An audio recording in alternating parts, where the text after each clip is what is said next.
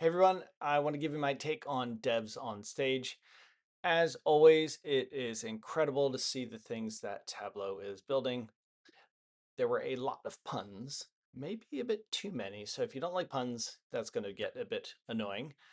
Couple overall thoughts before I get into some of the specifics. There were some Tableau Next features announced. Nobody really seemed to care. Very little applause. The presenters were fantastic as always, and the hosts were great. And it's nice to see two women up on stage hosting. And also, there are the other big thing was there are no release dates announced for any of these. So I hope we're not let down again. In the past, we've seen lots of really cool features shown in devs on stage that we never see. There was also a whole new section about Tableau Labs, they call it, and they showed three different products that the research team is working on, all super cool, and I'll get to that in just a minute.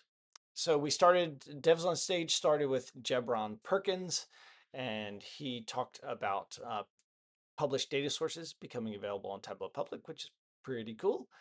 And he talked a lot about Tableau Prep. Got some applause, kind of pockets of applause for that. Doesn't really matter to me. I don't really use Prep very often.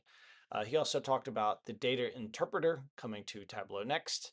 And then two things that got pretty decent applause were a Tableau Excel add-in and a Tableau PowerPoint add-in. Those will both be super handy for whenever you want to bring some Tableau visualizations into Excel or PowerPoint. So that's the end of the first presentation that brought up Roxanne was second. She showed us how AI search is going to work in Tableau Cloud, which was really neat. At least the use case that she showed was pretty neat. You're going to have Tableau Agent in dashboards on cloud, and also a really neat accessible viz authoring experience in desktop. It's kind of hard to explain, but it's a really neat thing for people that have the design for accessibility. She also went into two huge features. The rest of the things she showed were all in, most of them were in desktop. The first one is instead of having to use map layers before you turn them off in order to use layers on charts, you're actually going to have layers everywhere. So no longer having to trick latitude and longitude in the rows and columns, you're going to be able to just drag and drop fields onto the view to create layers. So that's going to be really, really neat. Also, drive time in maps. You could just pick a point and do a lasso, and it'll tell you how far it is to the drive time is from that. Was super, super cool. Transparent tooltips, although I believe they're not, that doesn't mean just yes or no, they're transparent or not. I believe you're going to be able to control the opacity of the tooltip. So that'll be really, really nice for some design features. A much easier way to switch between light and dark mode on Tableau Cloud, vector image support on Tableau Cloud, dynamic field formatting that is on Tableau Desktop. So what dynamic field formatting means is that means that like typically now, if you want to have one thing formatted as, let's say you've got multiple measures in the view and you want one of them formatted, or actually you have one field that could reference two measures. So for example, you have a parameter that allows you to switch between sales and discount. Sales is going to be a number, discount is going to be a percentage. This new feature, the dynamic field formatting, will let you format a single field into multiple formats. It was really neat. You'll have to look back at devs on stage for that. Also, being able to control font scaling and phone resize. And I think that was, oh, the last one was data-driven formatting. So what that means is as your data changes, you can change the format of the view. So you might want to change the colors if they do a certain filtering type, or, like picture like you pick a different brand, you pick Coke, everything turns red. You pick Pepsi, everything turns blue. It's kind of like the way I was picturing it was like themes on the fly. So pretty cool there. And then Maha wrapped us up. She showed us a really neat widget on your phone for, if you, those little widgets you can have on your home screen or on your lock screen. So there's going to be a new Tableau widget. And if you want to go into it a bit farther, you tap on it and go straight to Tableau Pulse, which then you can use Tableau Pulse's Discover AI. They're also bringing Slackbot can now access the Tableau MCP, which is pretty neat if you want to use Tableau straight inside of Slack. They're trying really hard to bring Tableau into Next. So they showed some features around that. No one seemed to really care.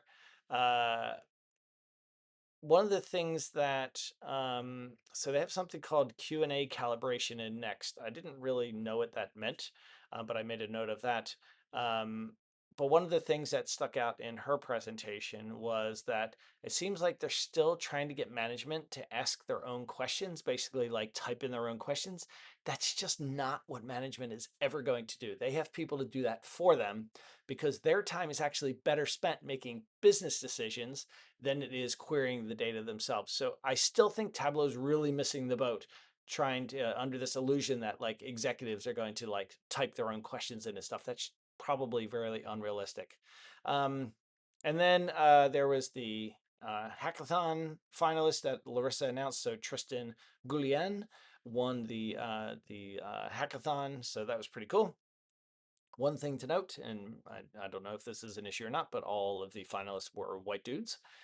And then we got into Tableau Labs. There were three presentations there, starting off with Matthew Miller, and he presented something called Tableau Solve, and it was absolutely epic.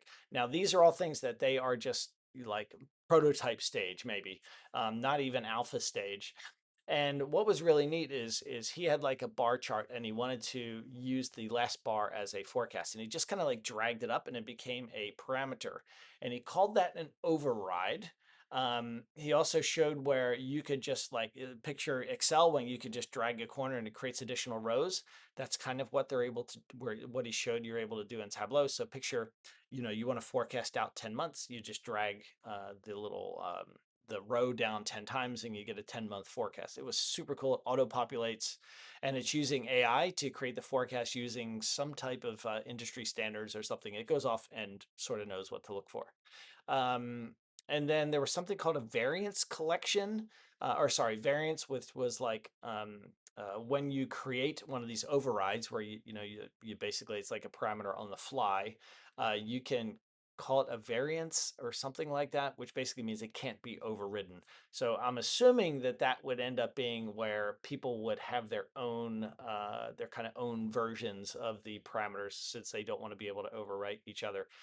Of the three, this one was the fan favorite, which to me showed what people actually use, which is Tableau Desktop and Tableau Cloud. So Esther was second up, and I think everything that she demoed was in Tableau Next. At least it sure looked like that interface, but it was never mentioned if it was in Next or not. It definitely wasn't in Tableau Cloud. So I think maybe that was conveniently left out. Who knows? But it was really cool. Really, really neat interactivity. It's something called a radial layout. It allows you to kind of build circular things and change. I don't know. It's really hard to explain, but it was really neat. The interactivity was super cool.